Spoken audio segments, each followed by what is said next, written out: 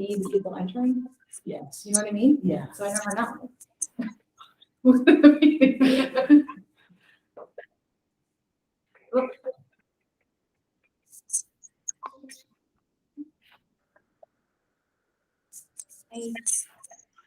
Pedro?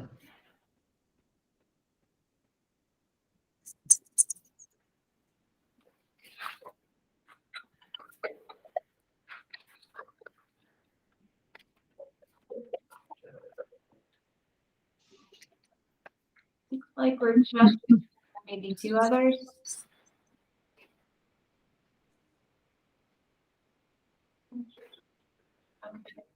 If you want, John, you're welcome to get started. I think. Okay.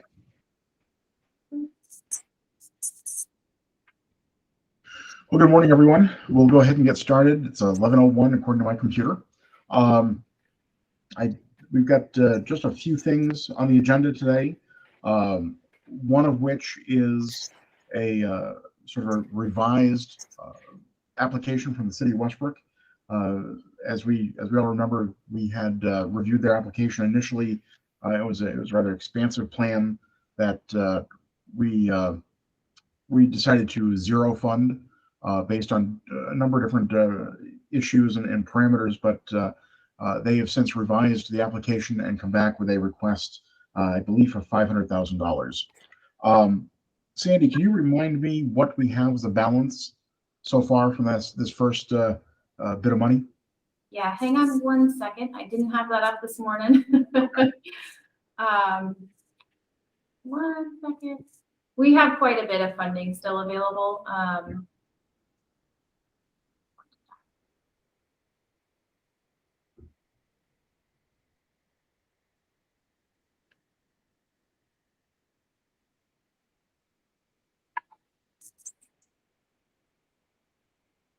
I'm gonna pull up the action plan or summary. I'm gonna share my screen so everyone can see it. I apologize.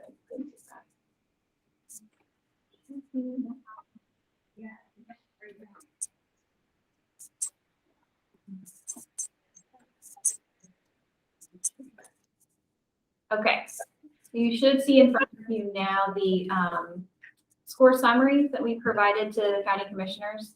And at the very bottom here, it talks about the funding that we have available. So we budgeted 11 million, and the total recommendations by the advisory committee was 8.6 million, with a remaining balance of $2.35 million.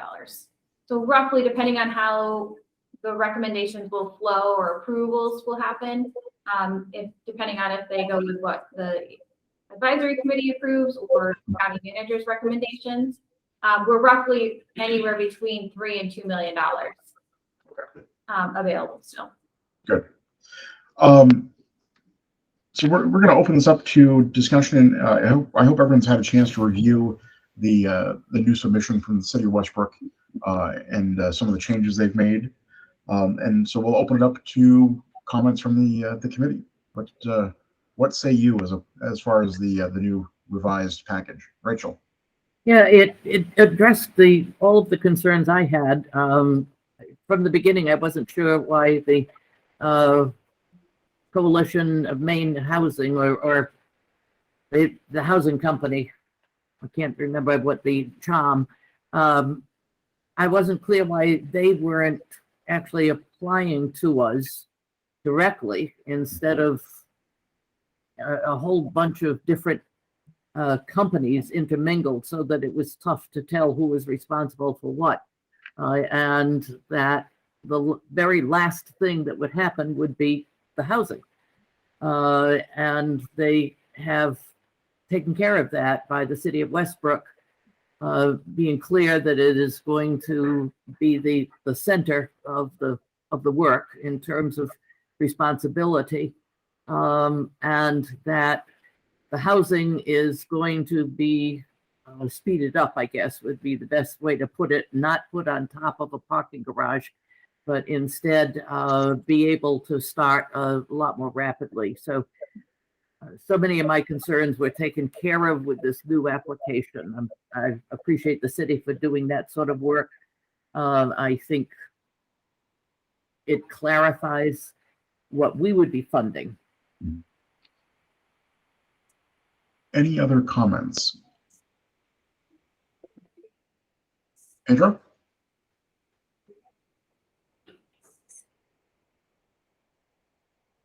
Pedro, I think you're on mute. There you go. Thank you. Yeah, thanks. I always thought this was from the beginning, I thought it was a really cool project. I had some questions about it, obviously, with the kind of the entrance of the city of Westbrook. I think that the city of Westbrook should answer some of the same questions that the applicants did, specifically with respect to their DEIA practices. I'd like to hear more about that. Yeah, and so I'll just leave it at that for a minute. Okay. Anyone else? Liz? I guess I still have some questions just about in looking in this proposal. There's, it says that that they may use it for 30 plus or minus units of affordable housing, and I wonder if there is a plan that is fully shovel ready at this point, if they're still wondering about how much housing they're going to be able to fit. I guess I just wonder if there are more questions that we might have about this plan. Of course, the project is a cool project. I guess I just am wondering about these other parts about it being shovel ready and having, because we aren't seeing a full proposal about having all of that is needed, the permitting and all that other stuff that's needed to have this be moving forward right away. Good questions. Anyone else? I will add that, like Liz, I saw the plus and minus, and I thought, well, is it 50 units or is it 10 units, or what's the final determination there? I will also say that when Sandy brought this to my attention, that the city of Westbrook had some concerns about the initial rating that we gave it and the initial funding that we had suggested and given to the county. I was a little taken aback. I won't recount the entire conversation, but I was a little surprised. Having read this new proposal, I'm satisfied with the amount of money that they're asking for, as opposed to the $8 million they were asking for before. I thought that was completely outrageous. The project, I think, does have merit. Whether it is, I think I would want the question answered. What's the actual number of houses or units we're looking at? If it's 30, great. If it's 20 or if it's 40, I think we or at least I want a final number there. But I am satisfied that they've come up with a better plan, and I think a much more workable plan as far as we're concerned than what we had originally seen. Racheal? Yeah, they have come up with a much better plan. I understand that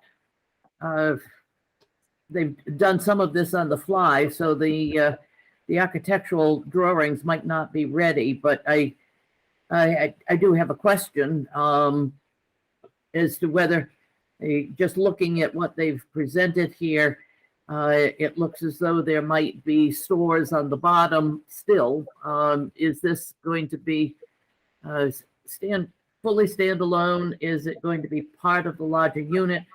Is it going to have commercial space on the bottom? There are just some of those niggly little questions. And yeah, it would be nice to know whether we're talking 30 or 31 or 25 or 45 or whatever. So at the same time, 500,000 is a hell of a lot better than I think the 8 billion they started off with. But I guess just kind of one more round of documentation, and just basically respond to some of this. Okay, can you fill in some details? And I have no problem with the 500,000 when it gets down to it. Catherine. I just, the relocate and replacing the city-owned sewer and stormwater lines. I'm just wondering if that's something that they could receive infrastructure financing from another source. I don't know if, if they necessarily need to go to us to get that money. So that's my only point that I wanted to bring up. Okay. Pedro.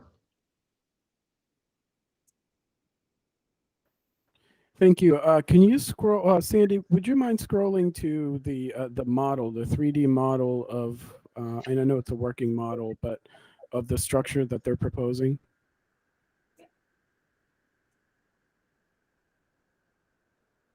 Yeah, that. Yeah, that. Perfect. I'm wondering about the. So obviously the green is going to be the urban farm, right? But that's a tiny portion of what they're putting there. I see the black there. Like, what is that? Is it just for contrast, or do they plan to put something else there? That's a good question. So yeah, so I would support additional documentation, but I also have a question about that. Do we now have exposure to other applicants coming and saying, "Oh, wait, hold on, we have a new plan. We can rework the plan. We'd like you to reconsider." Because it was, to John's point, it did feel a little odd that the city of Westbrook kind of jumped in, as like an advocate. It almost felt like they kind of just slid in. So I have questions about that. Well, to your point, sorry, John, just to answer Pedro's question, excuse me, we're bringing this to the committee to first make a determination if it's something that you want to consider or not. It's not Cumberland County's prescribed assumption that you have an interest in doing that. So I think that that's our first question of the committee, is that sort of philosophical one, Pedro, which may be the right conversation for you to have before you have a discussion about what's in front of you. So, looking at this project and also realizing that we've got one, if not two, more rounds to go through, and hearing that there are a number of questions involved here, I would have no problem if the committee felt it was appropriate to approach the city of Westbrook and the group, have them go through the application process for this plan, not the previous plan, but this plan that's in front of us, do exactly what we had done with every other group, and have it be part of the second tranche of money that comes out. That way, I think I think Pedro's right with the liability question. Does this open us up for other groups? Essentially, we're kicking this, or would be, or potentially kicking it to a new application process where they can fully flesh out, what that black space is, how they're going to utilize fully the building. Are there retail spots involved? And then they can make that pitch for the 500,000 or whatever it is at that moment that they feel is appropriate. But that does allow us, I think, to answer some of those questions, and then to put it under the same level of scrutiny that all the other groups had and will have going forward. It's an idea. John, I think that works for me. I support that as well. Any other thoughts? I'm also in support of that, but I really want them to come to the table prepared to talk about their internal DEIA practices. Mm-hmm. Not willing to let them skate on that. Yep. So why don't I formally make a motion then, and we can vote on that. So I'll move that the plan before us from the city of Westbrook be recommended to be reapplied or applied for during the second tranche of funding, and have them go through the completed application process with an emphasis on a discussion on retail space in the building and internal DEIA practices. Well, I'm not going to second that because I simply think that the DEI and the retail space is too limited in terms of what some of the questions we had. So, Well, those and other. yes, I never intended to have that be the only questions I answered. In addition to. I can second that. Okay. Sandy, that was a lot of words. Did you get that? So, motion is to have the proposed application that was presented today by the city of Westbrook go through a full application process for the second round of funding. And within that, the caveat would be letting them know that we'll be looking at the internal DEA practices along with the retail space and any other questions that we might have should they arise. That's part of that. That works for me. Did that work for you, Racheal? Okay. We just do Any discussion on the motion? No? All right. Let's do a roll call. Let me get my list here. Katharine? Yes. Pedro? Yes. Liz? Yes. Racheal? Yes. Was Courtney here or? Yep. Oh, hi, Courtney. Hi, yes. I'm a yes. Did I miss someone? No? Al isn't here. Al, that's right. So it's unanimous of those present. All right, moving on. So at the last meeting, we had begun a discussion of DEIA practices, and we wanted to continue that at this meeting. So if anyone would like to have the floor, now's the time.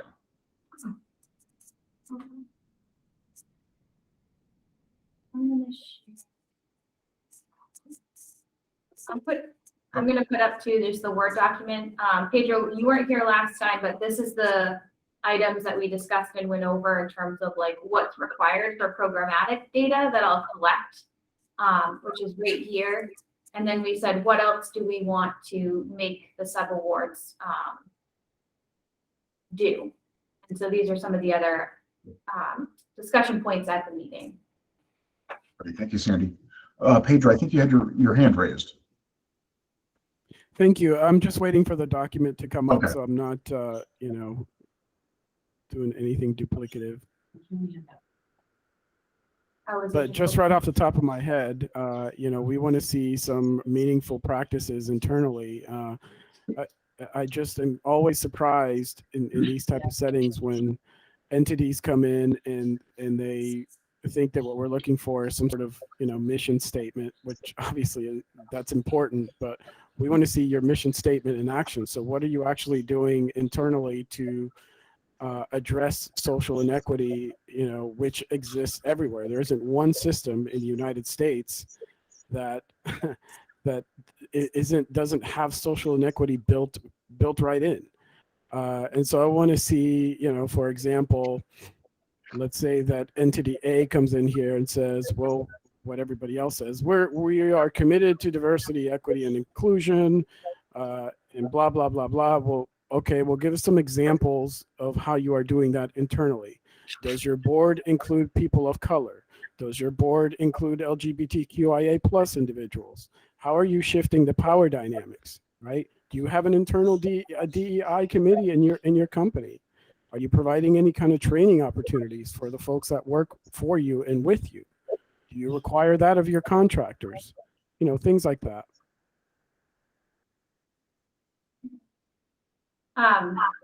And we had talked about that too at the last meeting, Pedro, too, of like requiring them to have these not only written, but then for me to go out and do like site visits and meet with the agencies and talk to them as well as like the employees to do kind of like, are these practices in play? Do they really exist? And what are the outcomes of those? As sort of an added measure. And then we had also, Racheal had brought up possibly trying to do some kind of trainings, like technical assistance by the county to go out to these agencies and help them line up with an agency that could do like a strategic plan for DEIA practices. And that's something I was just talking internally to our HR department too about how we could maybe do something like that and come up with a plan that we could then sort of offer out to create better practices for those subawardees and to give them that opportunity. And if they still weren't complying with those requests, that we would just hold funding back and make that a measure of like our contract and agreement with them. But just not sure if there's other measures we should be taking outside of what we're talking about now. Like what's the best balance in practice of putting it out into play? Pedro, you've got your hand raised. Thank you. I'm looking at this document now, and I see that there was quite a bit around this conversation. So thank you for that. I appreciate you putting it up so I can look at it. You know, one way in which we can assess a company's at least their intent is to look at their web presence, right? Look at the literature that they put out into the community. And I wonder, you mentioned site visits. Is there opportunity for some of the members of this committee to accompany you on some of those site visits? Things like that. So for example, if you look at a company's website, right, and they have a tab that reads, I don't know, social responsibility or community involvement, community engagement, whatever the tab is, and you click on that tab and you get a 404 not found, it's pretty clear that they're not really committed to, you know, what they're claiming to be committed to. And you know, and that's bare minimum. I mean, if you can't get some sort of statement on your website that and even your social media presence that supports what you claim to be for, then that's a problem, in my opinion.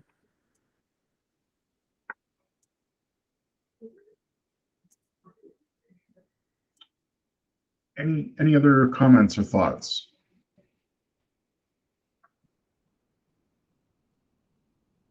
No? I guess I'm sorry. Can I say something? Sorry, I should have raised Go ahead, Liz. I wonder if too we can take this that we learned from this process here, in which we're talking about doing this kind of retroactively for the folks that have applied, then building it into the next round's application process, so we can sort of read and have people be answering these questions before, for next time would be great. Okay. Any other? Pedro, was that a hand up or was that a thumbs up? Yeah, that was a thumbs up. That was terrific. It's hard to tell on these smaller blocks. Any other comments? Oh, Katharine. Yeah, just piggybacking off of what Liz said.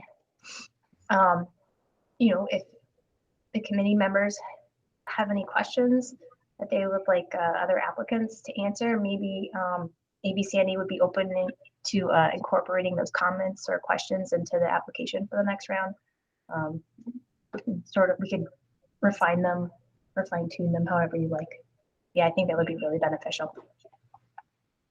Good.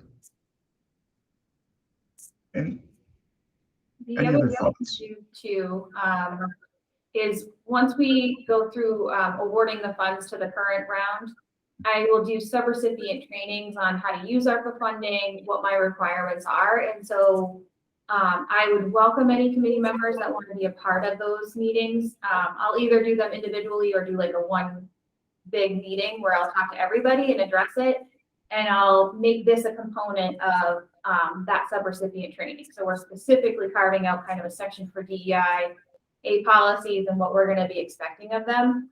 And then, you know, I guess kind of showing some leniency because we didn't sort of outline this initially in the application process, so they weren't super aware of it when they were applying, and I understand that and will be, reasonable about it. And then moving forward, it's out in the community too, and we'll build it into any other funding applications that we have for sure.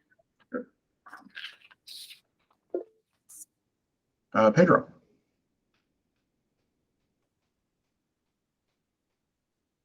Oh, Pedro, go ahead.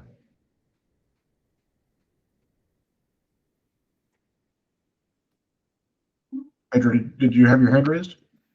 Oh yeah, thank you. I couldn't hear you. I wasn't sure if you Okay. were calling me on me or not. But Sandy, thank you so much for that. That sounds comprehensive, and really appreciate that. I just had a thought with respect to, any, how do I put this? If we have a company that has a lot of lawsuits against them, or a lot of right to sue letters through the EEOC, or not necessarily a company, but an entity, is that an entity that we should be funding? So how do we ask about that? And I know that, in the legal world, there's NDAs and all kinds of instruments that prevent that information from being shared. But I know of other committees where they're just asking the questions, what kind of legal liabilities do you have at this time? And so maybe we can add another layer to that and say, do you have any legal liabilities at this time, relating to EEOC matters, and that sort of thing, if I'm being clear. Yep. If that's making sense. I actually have disclosures that I create for when we're procuring items and contracts that people have to fill out regarding equal opportunity employers.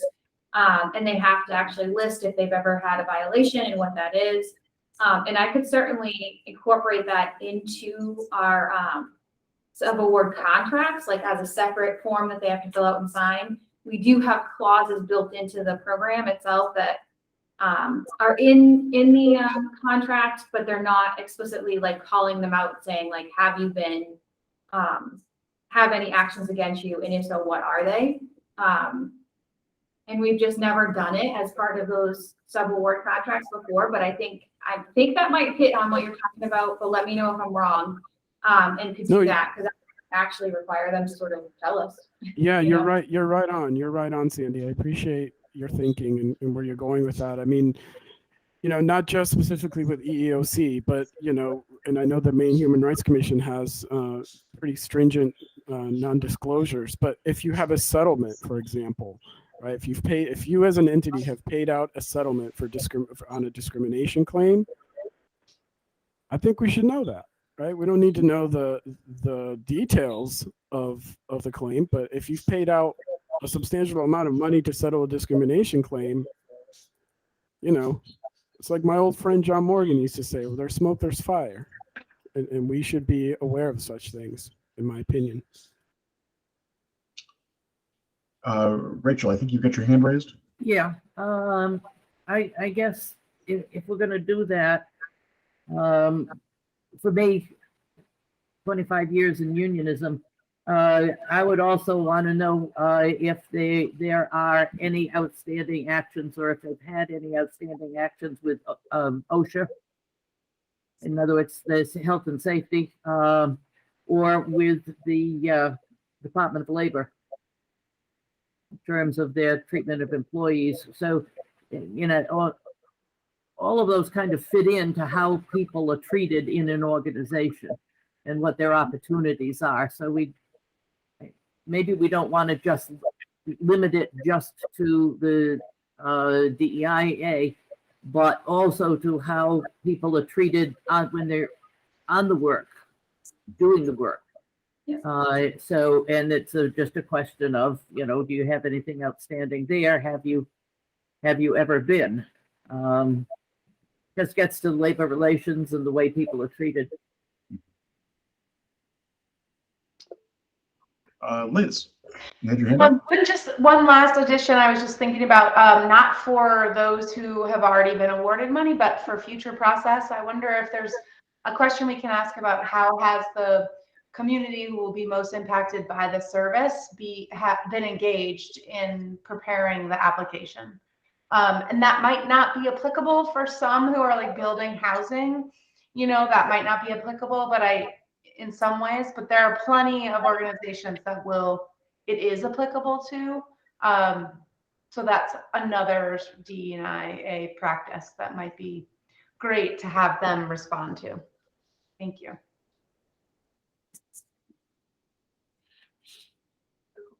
What community engagement has been done around the application? Is that what you were saying, Liz? Can you read it? How has the community who will be most impacted by the project been engaged in the creation of the proposal or in the strategies? And again, I think it's okay to have an NA space, but I want them to have to think about it.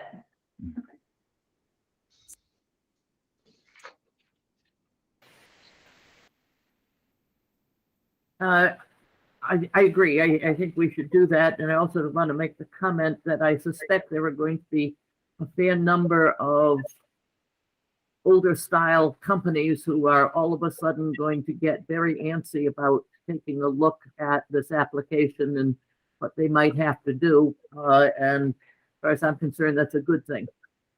But there are some companies out there that are all of a sudden going to find out they're going to have to take a look at themselves. Good though. Any other thoughts?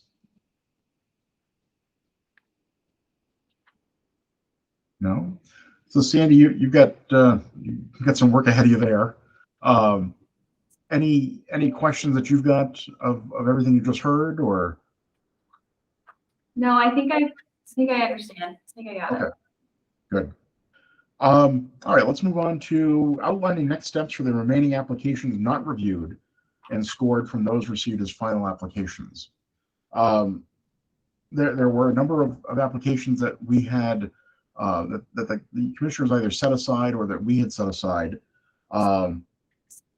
So the question then comes, per the county guideline, our commissioners' guidance projects that did not outline sustainability or one-time expense will need to prior to review.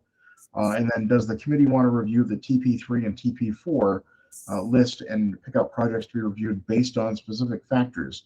And should these be done by staff? There was a lot of stuff there that I just read. What are some thoughts here?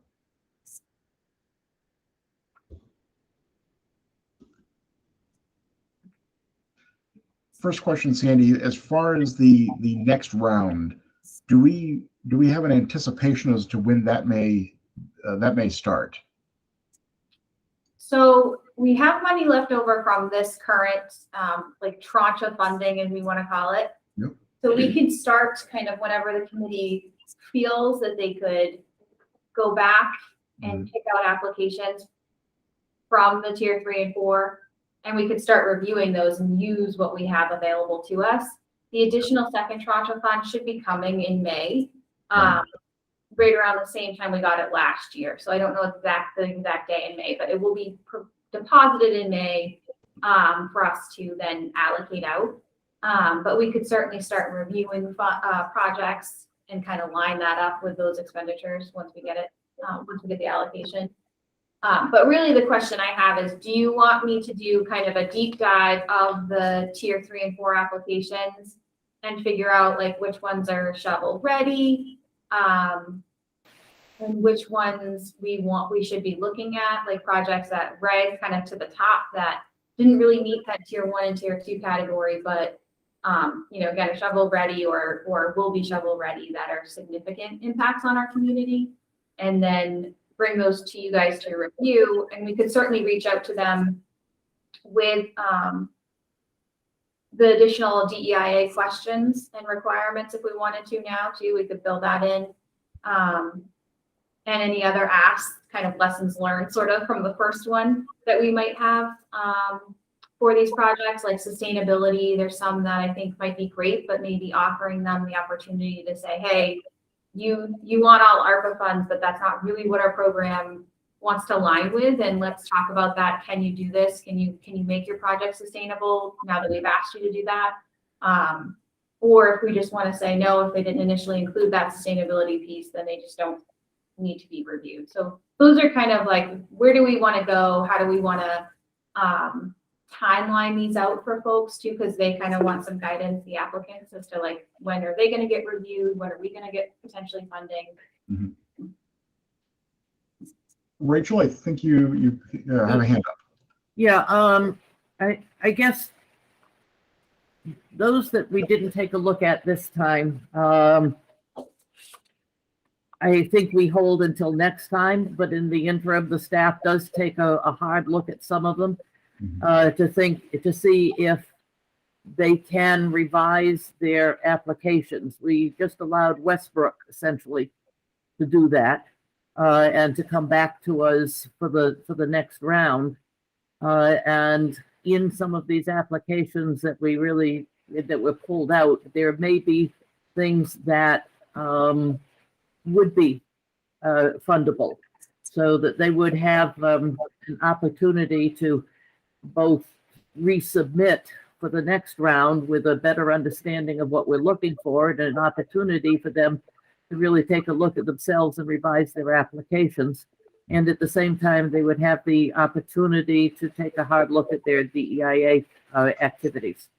So I would say, yeah, take a look at them and offer them an opportunity to revise and resubmit for the next round in a way that may actually help them get funding. Okay. Liz, you got a hand up? Yeah, I would specifically really like to give them the opportunity to address the administrative costs and the ability to show sustainability, because I think many got sort of moved, sort of quickly to the lower tier because of that, when they didn't necessarily know that going into when they applied. So specifically that piece of allowing them that opportunity. And I think obviously we've learned a lot. We've had some new thoughts about the DE&IA practices, and it'd be great to have them sort of double down. And I guess if we did that, I would love to put that question in about how they've engaged the community in the project proposal. Thank you. Okay. Travis, you're going to hand up? Yeah, I do just want to, excuse me. I do just want to take a moment for us to discuss where the commissioners fit into this process. In particular, if we're changing the questions that we're asking or the priorities. There's a stage where they should review. Sandy, would you mind just walking through the sort of county side official process that we are going to, where the commissioners fit into all this? Yes, so that's a really great point. So the commissioners initially identified the tiers and the priorities for the funding. And so when we initially brought forth all of the applications to the commissioners, I outlined them in those separate tiers and priority lists for them. So any changes that we make to the recommendations that they already provided, we would want them to have an approval process. So we would want to bring our changes to them to approve and say, this is what we would like to do moving forward with the remaining applications for the funding rounds. And this is essentially how we would like to tier and prioritize these projects and give projects an opportunity to provide us sustainability plans. But with the caveat, and all of us understanding that those plans have to be ones that are very concrete and solid. So they have to clearly have a line of sort of revenue expense to back those admin costs or whatever they're asking for. Beyond just other additional grant funding, it has to be sustainable within itself and show that. And so that's a really important piece, that even if they brought us back something, we still may not fund it because it needs to be very clear and concise in terms of admin as to where they're backing up the ARPA funds and replacing them with, is what I should say. But we will want to come up with a plan today and then have that approved by the commissioners as a direction to go with these remaining applications. So whatever we decide today needs to be very, kind of outlined very clearly, like, here's how we're gonna review the following applications. And, you know, how will we prioritize the 3 and 4, sort of, and what that timeline looks like too. Does that sound appropriate, Travis? Yeah, thank you. I just, it's important that we remember there's this level above us that is giving direction and approving the things that we do in stages. It just helps us to not get too far ahead of our skis. That's always a good reminder. Liz, you had your hand up? Yeah, I wonder if we are bringing it to the commissioners. I do wonder about this piece around, so I understand putting in a sustainability piece. I also wonder if it's possible to ask the commissioners if they would be willing to consider the applicants being able to show and say why it's an emergency need that may not get funding in the future, may not have a sustainable funding, but requires a response for a 4-year period or a 3-year period, and has a way of off-ramping the work so that it's not a cliff, but that it's an immediate need that was caused by COVID or caused by some other thing. I wonder if the commissioners might be willing to entertain that. Because I think there are things we can read in here and in some of these applications where we can see that there is, a way in which you're preventing, let's say, evictions. That like if we prevent 400 evictions in a 3-year period, it might be worth it even if it doesn't. So I don't know. I just think it's worth seeing if they might entertain that. Yeah, and correct me if I'm wrong, Travis, but I think at the last meeting, as long as that one-time expense is legitimately one time and the applicant can justify that and that they're not going to come back to us specifically for XYZ, the commissioners are fine with that, but the applicant has to provide a very clear and definitive outline of that cliff, right, Travis? Well, where the instructions that the commissioners left us with, their initial rules for us for how we go about spending county ARPA funds were pretty clear and direct in that they didn't want to create cliffs. They didn't want a circumstance where money would be needed for programming that we're funding that is no longer available, and that programming would be diminished or would go away purely because money from Cumberland County no longer exists to pay for it. So when we spoke to them at the last meeting and we talked about some of these programming requests with admin needs that could either be replaced with evidence from the applicant that they have a plan to replace it, so there is not a time where county money going away causes the program to fail, or if it's legitimately a need that is contained to the pandemic that may come with administrative costs, but there is a defined end.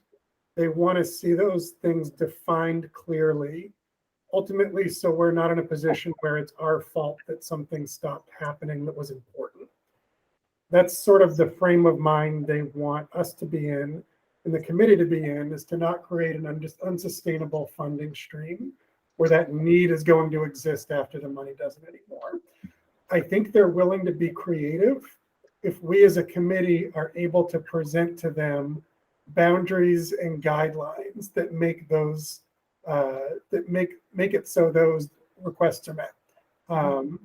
Which means if you have a passion, if there's something that you think in this list is super important and that we have money and we should do it because we have money and it needs to be done, I would encourage you to start to think about what those boundary lines could be and what requests we could make of the applicant in order to make that a viable stream of funding that is known to end. If that helps answer that question for committee members. Any other thoughts or comments on this?